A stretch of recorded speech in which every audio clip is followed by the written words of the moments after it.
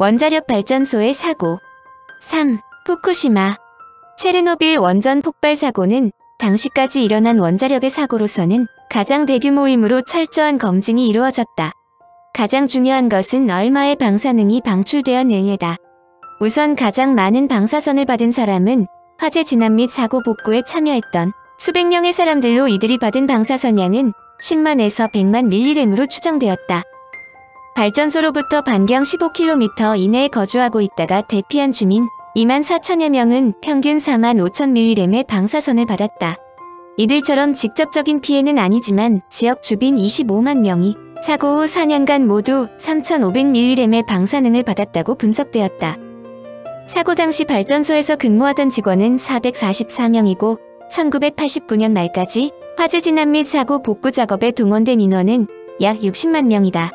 이들 중 원자로 주변에서 실험을 진행시키고 있던 운전원들이 가장 많은 방사선을 받아 곧바로 병원으로 후송되었다. 불행한 것은 화재 진압에 동원된 소방대원으로 이들은 화재 진압이라는 사명감에 불타 수많은 방사선을 받고 있다는 사실도 모른 채 소방 작업에 몰두했는데 이들은 무려 60만 mg 이상의 방사선을 받았다고 추정한다. 소방대원들이 투입된 지 1시간쯤 지나자 대원들 중에서 피부에 방사선 화상을 받아 구토, 설사 등 방사선의 급성장애 증세를 보이는 환자들이 줄이어 생겼다. 의료진들이 도착하자 즉시 방사선 피해 검진을 실시했고 방사능 피해 증세를 보이는 사람들은 모두 병원으로 후송되었다. 사고 발생 3일 후 모두 299명이 방사선 급성장애 징후를 보였는데 이들 중 사고 발생일로부터 약 3개월 이내에 29명이 사망했다. 반면에 이때 사망하지 않은 사람들은 점차 회복기에 들어갔다. 이것은 그동안 이론적으로 정립되었던 방사선의 생물학적 영향이 그대로 증명되었다는 것을 보여준다. 이 부분은 뒤에서 다시 설명한다. 뒤에서 방사선의 피해와 인체의 자정 능력에 대해 설명하지만 체르노빌 원전으로 인한 방사선 피해자가 50여 명에 지나지 않은 이유는 인체의 생체 복원 능력뿐만 아니라 체르노빌 원전 사고에 의해 누출된 방사선이 큰 틀에서 원자폭탄과 같은 핵폭발에 의한 사고가 아니기 때문이다. 체르노빌 원전의 사고는 원자로 내부에서 뜨거운 열에 의해 수증기가 갑자기 많이 생겨 일어난 수증기 압력에 의한 폭발이기 때문이다. 사고 당시 2번의 폭발이 있었는데 처음 것은 수증기 압력이 높아져 생긴 폭발이고 두 번째 것은 화학 반응에 의한 것이지 결코 핵분열에 의한 핵폭발이 아니다. 따라서 체르노빌 원전 사고에서는 원자폭탄 폭발 시에 생기는 화염 또는 열폭풍이 있을 수 없고 수많은 사망자를 발생시킬 수도 없었다. 단지 체르노빌 사고 시의 수증기 폭발 또는 화학 반응 폭발 등으로 인해 이미 원자로 안에 전부터 생성되어 있던 방사성 물질 중의 일부가 환경으로 유출되어 방사선 피해를 초래했을 뿐이다. 일본 히로시마, 나카사키에 떨어진 단 2개의 원자폭탄에 의한 사망자가 30여만 명을 상회함에도 체르노빌 원전 사고의 인명피해가 50여 명도 되지 않는다는 것을 이해할 것이다. 한마디로 현재까지 일어난 원전 사고 중 최악이라는 체르노빌 사고도 생각만큼 그렇게 위험하지 않았다는 결론이다. 물론 일부 학자들은 이에 동의하지 않는다. 원전 반대 측의 주장은 크게 다음과 같다. 1. 체르노빌과 같은 사고가 발생할 수 있는 가능성은 항상 존재한다. 2. 필연적으로 발생하는 방사성 폐기물을 안전하게 처리할 수 있는 확실한 방법은 없다. 3. 방사선 피폭의 피해가 공식 발표된 내용과 다를 수 있다. 4. 거대 자본으로 추진되는 원자력 사업은 지속가능한 사회가 나아가야 할 바와 합치하지 않는다. 5. 생태학적으로 바람직한 재생에너지 개발을 저해한다. 6. 무엇보다 핵무기로 인한 파멸을 초래할 수 있다. 특히 방사선 노출에 의한 종양이나 다른 질병들이 20년 정도 지나야 나타날 수 있다는 것을 볼 때 이제부터 질병이 나타날 수 있다는 주장도 제기되었다. 실제로 2006년 사고가 일어난 지 20년 전인 1986년의 사고 현장에서 작업했던 남녀 24만 명을 정밀하게 분석한 결과 백내장이 증가하고 있다는 설명도 있다. 또한 1990년대 사망자 수가 230명 이상이라고도 발표되었다. 스웨덴에서 체르노빌의 결과로 1996년까지 849건의 암이 증가했다는 연구 보고도 있었다. 2001년 유엔개발계획과 유엔아동기금 특별사찰단은 다음과 같이 체르노빌 사건에 대한 보고서를 제출했다. 벨로루시와 러시아, 우크라이나 주민들의 평균 예상 수명은 세계에서 20번째로 가난하고 긴 전쟁 중에 있는 스리랑카보다 10년 정도 짧다. 심장혈관계 질환과 외상이 가장 흔한 사망 원인이며 암이 그 뒤를 잇는다. 이 지역 주민들의 건강에 관한 상황은 방사선이 유발하는 질환으로부터 풍토병과 빈곤, 빈약한 생활 조건들, 낙후된 의료 서비스, 부족한 식품과 두렵지만 무력하게 수용해야 하는 상황에서 발생하는 심리적 혼란의 복잡한 산물이다. 위 내용을 엄밀하게 분석하면 적어도 체르노빌 사건을 암 발생의 직접적인 요인이라고 볼 수 없다는 점을 명확히 했다. 이들 비교적 신뢰성을 보이는 자료를 종합해보면 당초 예상되던 것보다 체르노빌 사건으로 인한 사람들에 대한 직접적인 피해는 크지 않다는 것을 알 수 있다. 체르노빌 사건이 심각하지 않다는 것으로 제시되는 것 중 하나는 체르노빌 사건의 영향을 가장 크게 받은 생태계가 큰 타격을 받지 않았다는 것이다. 방사능에 노출된 지역에서 놀라우리만큼 숲이 무성하며 멧돼지, 사슴말, 두루미, 수달, 늑대들로 가득한 것을 볼 때 방사능의 영향이 크지 않다는 것이다. 물론 일부 동물의 경우 유전자 손상도 발견된다. 인간에게도 이런 결과가 나타날 가능성도 있다는 지적이지만 체르노빌 사건이 준 교훈은 방사능에 대한 공포감을 마냥 부추길 필요는 없다는 설명이다. 후쿠시마 원전 사고 2011년 3월 11일 오후 일본 동북부 지방 부근의 해저 도쿄에서 북동쪽으로 243마일 떨어진 곳에서 리히터 규모 9.0의 강진이 발생했다. 일반적으로 리히터 규모 5의 지진은 대략 제2차 세계대전 당시 히로시마에 투하되었던 원폭의 에너지와 같다. 규모가 1만큼 증가할 때 에너지는 약 30배 증가하므로 이번 지진의 에너지는 규모 5의 지진에 비해 대략 81만 배에 상당한다. 히로시마에 투하된 원자폭탄의 81만 배에 해당하는 에너지가 일본 열도를 강타한 것이다. 이 지진은 6,434명이 사망한 1995년 일본 한신 고베대 지진의 약 630배나 되는 강력한 위력이다. 사상자 실종자가 최소한 3만 명에 달하는 것은 물론 피해 규모 또한 상상을 초래한다. 지진 이후 태평양 연안을 대형 쓰나미가 강타하면서 선박과 차량, 건물이 역류하는 바닷물에 휩쓸리는 등 큰 피해를 보였기 때문이다. 대형 정유공장에 큰 화재가 발생한 것은 물론 후쿠시마 원자력 발전소에서 줄줄이 화재와 함께 방사능이 누출됐다. 바닷속 지진이나 화산 폭발 등으로 바닷물의 높이가 갑자기 높아져 산더미 같은 파도가 해안을 덮치는 지진의 일을 쓰나미라고 부른다. 지진의 일을 전문 용어로 쓰나미로 부르는 것은 일본의 어촌 쓰나미가 해일로 인해 갑자기 사라졌기 때문이다. 진원이 해저면에서 가까웠다는 점도 지진의 위력을 키운 요인이었다. 보통 진원이 해저면에서 60km 이내에 있으면 쓰나미 위력이 강한데 이번에는 이보다 훨씬 가까운 해저면 아래 24.4km에서 지각이 종이장처럼 찢겨졌다. 단층도 위아래로 많이 엇갈려 바닷물을 크게 흔들었다. 쓰나미는 엄청난 물의 양 때문에 가공할 파괴력을 지닌다. 진앙지 주변 바다가 거대한 양동이에 든 물처럼 한꺼번에 출렁대면서 그 파괴력은 상상을 초월할 정도로 커진다. 2011년 3월에 발생한 쓰나미도 심해에서는 제트기 속도와 맞먹는 시속 500에서 700km로 퍼져나갔다. 해안으로 다가가면서 수심이 얕아지자 속도가 시속 30km 정도로 줄어들었지만 쓰나미의 파고는 진원지 위의 수면에서는 몇 쯤에 불과하던 것이 해안에서는 최고 10m까지 높아졌다. 쓰나미는 해안에 근접할수록 수심이 얕아짐에 따라 파장과 속도가 감소한다.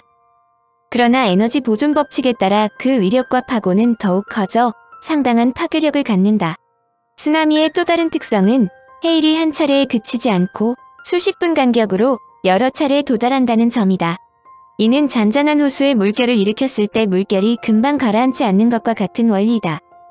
특히 일반 해일은 파도의 가운데 부분이 텅 빈 채 해안에 밀려들지만 쓰나미는 가운데가 불룩하게 물로 채워진 채 밀려오기 때문에 파괴력이 더 크다. 사람 머리 위에서 물벼락이 쏟아지는 것이 아니라 엄청난 크기의 강한 주먹이 사람의 몸통을 때리는 셈이다. 이로 인해 쓰나미는 높이가 성인의 무릎 높이인 30cm에 불과하더라도 해안가의 사람을 쓰러뜨려 바다로 끌고 갈 수 있어 피해가 늘어난다. 그러나 일본의 지진이 세계를 경악시킨 것은 일본처럼 철저하게 지진에 대한 대비했음에도 수많은 사상자가 생긴 것은 물론 그 어떤 강진에도 안전하다고 주장하던 후쿠시마 원전에서 예상치 못한 방사능이 누출되었기 때문이다. 후쿠시마 원전의 재앙은 지진이 일어나자마자 제1원전의 원자로 1에서 3호기의 전원이 작동하지 않으면서 촉발됐다. 설상가상으로 원자로를 식혀주는 긴급 노심 냉각 장치마저 작동을 멈췄고 이어서 1호기에서 수소 폭발이 일어났다. 이틀 뒤에는 3호기도 폭발했다. 이딴 폭발로 방사성 물질을 포함한 기체가 누출됐다. 고장난 냉각 장치를 대신해 뿌려대던 바닷물이 방사성 물질을 머금은 오염수로 누출되면서 방사선 오염의 공포가 일본 열도를 뒤덮기 시작했다. 원전 사고가 발생한 지 거의 2주일이 지난 3월 24일 3호기 터빈실 주변에서는 정상 가동 때 원자로 노심보다 농도가 1만 배나 높은 방사성 물질이 검출됐고 1호기 터빈실에서도 오염수 웅덩이가 발견됐다. 4월 2일에는 제1원전 2호기 취수구 부근 바다에서 법정 기준치의 750만 배나 되는 방사성 요오드 131이 1세제곱센티미터당 30만 베크렐 검출되는 등 고농도 오염수의 유출도 확인됐고 세심도 유출되었다고 발표했다. 급기야 일본 정부는 4월 4일 저농도 오염수를 바다로 방출토록 허가했다. 이후 전기가 가동되어 임시적인 사고 조치가 진행되었다. 일본 원전에서 누출된 세슘 137이 체내에 유입되면 근육의 60%가량 침착되고 나머지는 전신에 분포된다. 소화기관에도 영향을 줘 암을 유발하는 것으로 알려졌다. 다행하게도 인체에 들어온 세슘의 제독은 어느 정도 가능하다. 프러시안 블루를 복용하면 이 약이 세슘을 흡착해 대변으로 빠져나가게 한다. 세슘의 생물학적 반감기는 100일 정도이지만 방사능의 세기에 따라 인체 기능이 정상에 가깝게 회복되는 시기와 정도가 달라진다. 방사성 요오드의 경우 기체 형태로 갑상선에 축적되면 갑상선암을 일으킨다고 알려진다. 이때 안정화 요오드와 칼륨을 방사선 흡입 24시간 내에 투여하면 갑상선 조직을 선점해 방사성 요오드가 흡수되는 것을 최소화할 수 있다고 알려진다. 정밀조사에 의해 제1호기는 대지진 16시간 만에 해결료가 녹는 노심용의 상태가 되었다는 것이 밝혀졌다. 연료봉은 주로 산화우라늄으로 되어 있는데 이것의 녹는 점은 2800도이다. 멜트다운이 일어나려면 노심의 열이 축적되어 온도가 2800도 이상 올라가야 한다는 뜻이다.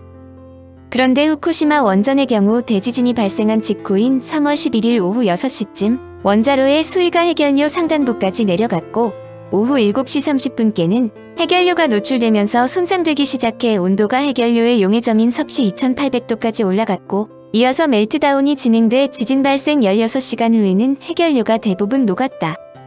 다행하게도 1호기에 대한 냉각수 투입이 3월 12일 오전 5시 50분부터 시작하여 원자로의 온도가 100도 이하로 안정되어 더 이상 사건이 확대되지는 않았다. 반면에 노심의 용융으로 경남 용기에서 압력 억제실로 연결되는 배관의 접속부에 균열이 생기면서 3,000톤에 달하는 고농도 오염수가 원자로 건물 지하 등으로 유출되었다는 발표다. 참고적으로 멜트다운은 2800도가 아니더라도 일어날 수 있다. 해결료를 싸고 있는 지르코늄은 약 1850도에서 녹는데 이렇게 낮은 온도에서 금속이 먼저 녹으면 그 속으로 산화우라늄이 들어갈 수 있기 때문이다. 멜트다운이 발생하면 뜨겁고 무거운 액체 덩어리가 한 곳으로 몰리게 되는데 이것의 온도는 노심을 둘러싸고 있는 강철 용기와 콘크리트의 용융점보다 높고 무겁기 때문에 강철과 콘크리트를 녹이고 점점 밑으로 내려간다. 한편 1호기에 이어 이 3호기에서도 멜트다운이 진행됐을 가능성도 제기되었다.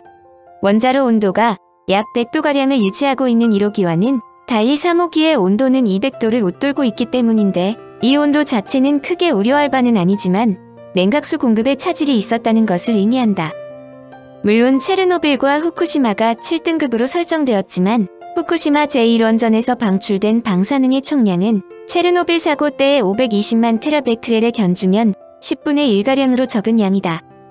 특히 경제산업성 산하원자력안전보안원은 유출된 방사성 물질의 총량을 37만 테라베크렐, 내각부 원자력안전위원회는 63만 테라베크렐로 훨씬 하향된 숫자로 발표했다.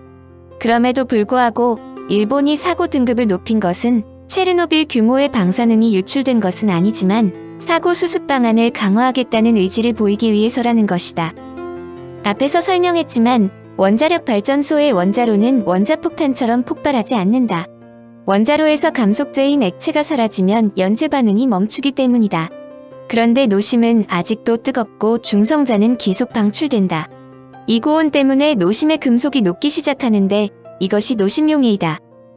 이 현상을 차이나 신드롬이라고 하는데 이것은 미국에 있는 원자력 발전소에서 녹은 해결료가 너무 뜨겁기 때문에 땅속을 뚫고 지구 반대편으로 가서 중국까지 도달한다는 과장된 생각에서 붙여진 이름이다.